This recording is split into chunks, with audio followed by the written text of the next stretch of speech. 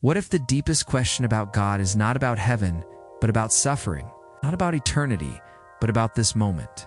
The illness in a loved one, the war on the news, the silence when we cry for help. For centuries, a single question has haunted us, and no one has answered it. A Greek philosopher, Epicurus, asked it long ago. A whisper against the temples of the gods, a question so sharp it cut through centuries. Centuries later, David Hume repeated it with piercing clarity. Chiseling the doubt into words, no believer or skeptic could easily escape.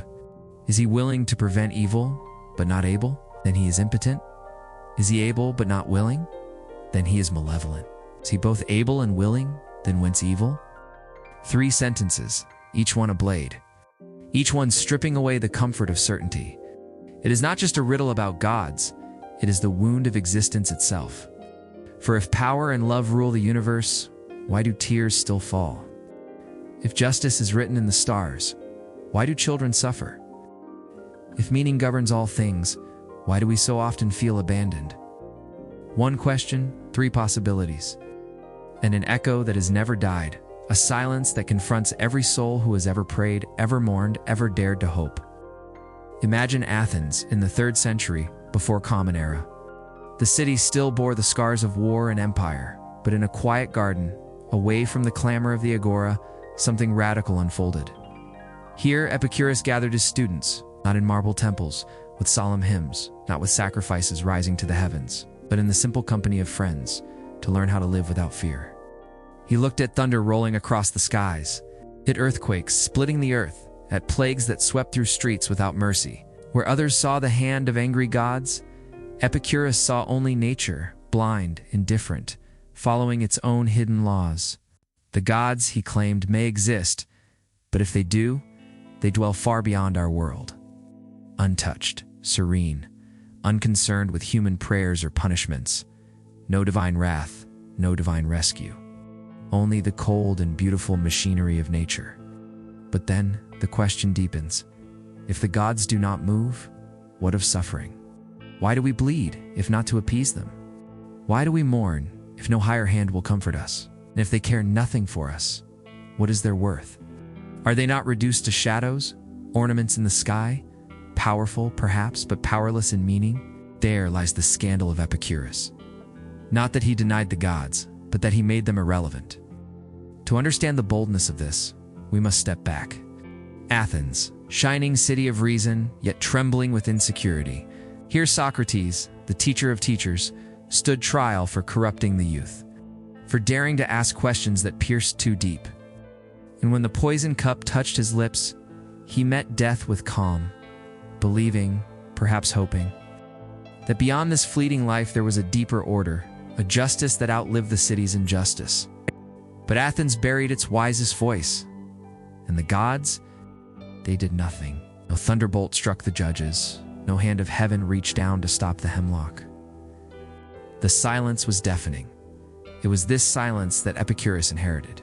A silence heavy with unanswered prayers, with temples that promised salvation but gave none, with gods who, if they existed, watched unmoved from afar. So he turned away from the heavens. Instead of praying for divine justice, he dared to ask, what if justice is only human? What if the gods are spectators, and the burden of meaning rests on us alone? When heaven does not answer, philosophy must. And in that shift, from prayer to thought, from ritual to reason, a new kind of courage was born. Centuries later, in 18th century Scotland, a quiet fire burned in the mind of David Hume. He took Epicurus's riddle and honed it into a sharper blade, cutting through centuries of piety and fear. Is he willing to prevent evil but not able? Then he is impotent. Is he able but not willing? Then he is malevolent. Is he both able and willing? Then whence evil? It was not mockery. Hume was no reckless enemy of faith. He admired its poetry, its power to comfort the human heart. But he refused easy answers, refused to plaster silence with dogma. For if God is all-powerful, and if God is all-loving, then evil should be a stranger to this world. No child should suffer hunger, no innocent should know cruelty, no life should be torn apart by plague or war. And yet look around. The world bleeds. Earthquakes swallow cities. Empires rise through slaughter. Injustice reigns in quiet rooms where no light enters. Evil does not hide. It thrives in plain sight. Hume's riddle was more than words on a page. It was a mirror, forcing humanity to confront what it preferred to ignore. The contradiction is not abstract. It is lived every time we ask in pain, why me? Why now? And why, if there is a God, does he not answer? Science has explained much since then. It can map the tremors of the earth, trace the invisible threads of infection, predict the birth of storms from shifting winds and heat. The world that once seemed ruled by angry gods now yields its secrets to human reason. And yet the most piercing mystery remains. Why do the innocent suffer? Why does a child close her eyes before she has learned to speak? Why does betrayal strike in the very place where we seek love? Why does the heart, made for joy, so often drown in grief? Knowledge gives us causes, but not comfort. To know the how is not to grasp the why. And when suffering arrives without reason, it tears at something deeper than flesh.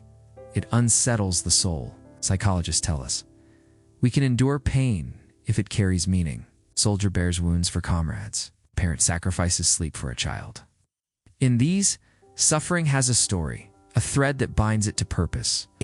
But pain without meaning, pain that mocks every attempt to justify it, becomes unbearable. A wound not only in the body, but in the very fabric of existence. To suffer without why is to stand in Hume's silence, where the mind finds no answer, and the heart beats only with questions. Augustine argued that evil is not a thing, but the absence of good, a shadow that cannot exist without light.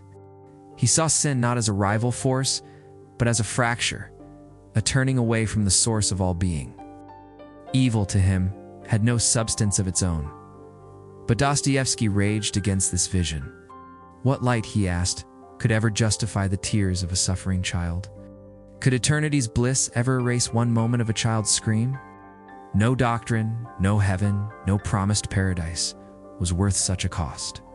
Better to return the ticket to salvation than accept joy built upon the innocent's pain. Then came Nietzsche, standing over the ruins of old certainties. If God is dead, he declared, then meaning is ours to make. There is no cosmic order to absolve us, no divine ledger to balance suffering. What remains is the fire of human will. Evil is not to be explained away, but transformed, transfigured into fuel for strength, for creation, for growth. And yet for every soul that rises stronger through suffering, how many are crushed beneath its weight? If pain is the forge of greatness, why does it so often leave only ashes? If suffering awakens strength, why does it also hollow lives, leaving silence where a voice once sang? Epicurus gave us freedom from fear, the courage to see the world not as cursed, but as natural, to strip thunder of its terror and free the mind from the chains of superstition. Hume gave us honesty, a mirror held up to faith, refusing to let comfort replace truth, cutting through illusions with the sharp edge of reason, even when the wound it left was raw. Socrates gave us courage, not the courage of the sword, but of the question. The courage to stand before a city, before death itself, and say, a life unexamined is no life at all. And still, the question remains unanswered. Perhaps that is the point. Perhaps philosophy's task is not to silence doubt, but to keep it alive, to guard it as the fire that keeps us awake. The silence of the gods does not prove God absent nor present. It proves only this, that we are left to wrestle, alone yet together, with the weight of meaning. And in that wrestling, in the anguish, the beauty, the endless circling of the question, we become more than creatures seeking comfort. We become fully human, not because we solved the riddle, but because we dared to live inside it. So we return to the words, is he willing to prevent evil but not able? Then he is impotent. Is he able but not willing? Then he is malevolent. Is he both able and willing? Then whence evil? The riddle hangs like smoke, slipping through centuries, resisting every attempt to hold it still. No answer satisfies. Every solution births another wound. Every certainty collapses under the weight of suffering. To say evil is illusion is to betray the child who cries. To say evil is punishment is to worship cruelty. To say evil is mystery is to wrap silence in gold. But maybe the power is not in the answer, but in the asking. For every time the question is asked, we strip away false gods. We uncover the limits of our faith. We confront the depths of our humanity. Perhaps the oldest question is really about us. It's not what the gods can or cannot do, but what we will do with the world as it is. Will we turn away from suffering, or will we bear it together? Will we explain it away, or transform it into compassion? The question of evil does not only search for God, it searches for us. What do you think? Is suffering proof against God, or proof of our own freedom? Leave your thoughts and join us as we search together.